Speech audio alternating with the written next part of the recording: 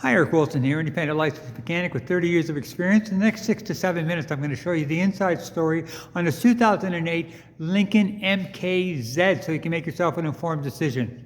Okay, coming in on the front left tire, you got about 50% tread on all season radios on and this is a front wheel drive, folks. So you got about 50% down, but definitely not out. Coming behind the front left tire, the outer CV boot, now it's full of grease, and if it was ripped, you see grease all over the place. That is not. This is your lower ball joint on your front left side, and it is tight, critical, because it holds the wheel to the chassis. This is your sway bar. This is your left sway bar link connected from there up to there, intact, doing its job. This is your the other lower ball joint. You have a front and back lower ball joint, and this is tight. This is your left outer tie rod, and this is tight, and that's critical. It's the only thing that holds the wheel to the steering, and it is tight.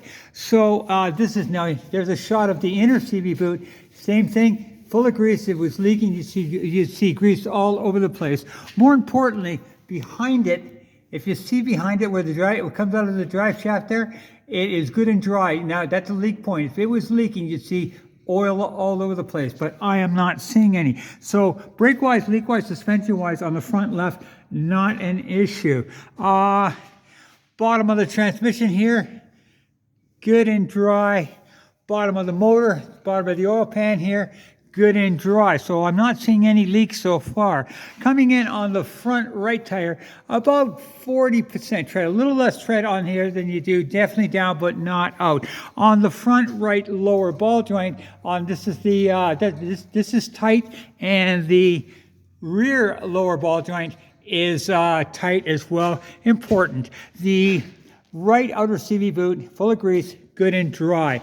The right inner CV boot, a little harder to see, good and dry. You'd see grease all over the place. Now, another leak point would be right here, where you see the drive shaft comes out of the, a little hard to see. The drive shaft comes out of the tranny on the left front side here, probably the right front side, and it would be oil all over the place, and that is good and dry. So brake-wise, leak-wise, suspension-wise, so far, so good. Now, on your front brakes, you've got about 20,000 K on your front brakes. This is your right outer your right outer tie rod. That is tight and critical. On front brakes, you've got about, I'm going to say, about 20,000 K left, about 50% of the wear left on the front brakes. Okay, following the exhaust down, no issues, no breaks that I can see. Yeah. No leaks. Dual exhaust. Yeah. Exhaust looking good. Coming across to the right rear tire, about 50% tread on all season radios, down but not out on the right rear. The right rear suspension, this is your spring suspension on the right rear, and that is intact. No cracks, no breaks in that. Your right rear sway bar link connected from here to here, intact and doing its job. The rear brakes, you've got 100% rear brakes, because I just changed the brakes, actually. So you got brand new brakes on the rear, and there's about 50,000 K left on them.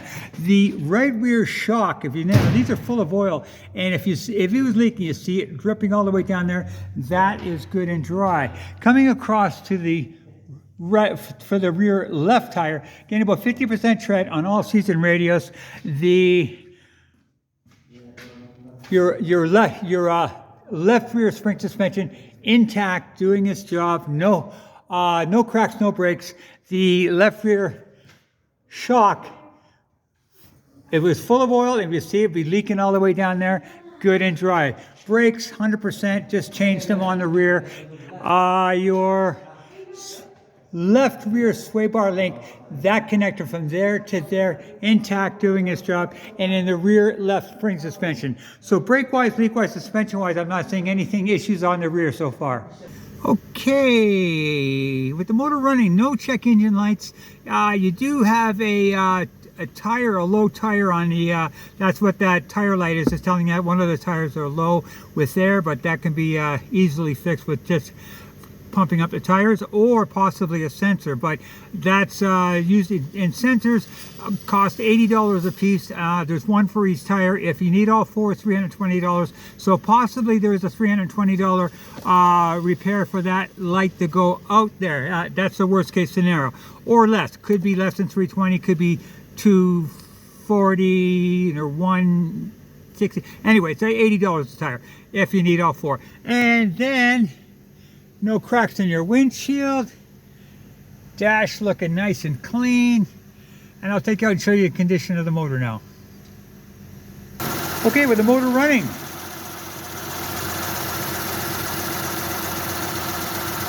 and a shot of the exhaust with the motor running. Very, very clean. No issues that I can see with that. Okay, you've only got, boy, hard to see there, 161, 70, 71K, very low K. Now, I am not hearing anything of any concern in the motor, and I'm not surprised because it's very low K, and as far as I can tell, it has been well maintained. Something I always look for is I look under the oil cap, and I take a look for any kind of indication of white goo, which would be a mixture of oil and antifreeze, would be a big problem, an internal leak in the motor, and I'm not seeing any indication of that. So, this is my estimation of the vehicle. As far as I can tell, it has been well maintained. Oil change has been kept up. Not hearing any concerns brake-wise, leak-wise, suspension-wise. Yeah, so that's pretty much my estimation of it. Hopefully this will help you make an informed decision. And one more thing I forgot to tell you as well. If you buy the vehicle, you need to come back to me because I'm going to put on a free catalytic theft protection system that'll stop your cat from getting stolen, and a 10% fuel saving device that I have used for 20 years, never fails, and that costs you nothing, my friend. Just contact me. I'll have you in and out in 20 minutes, and you'll be on the road saving 10% of your fuel and a fighting chance of not losing your catalytic converter. Have a good one.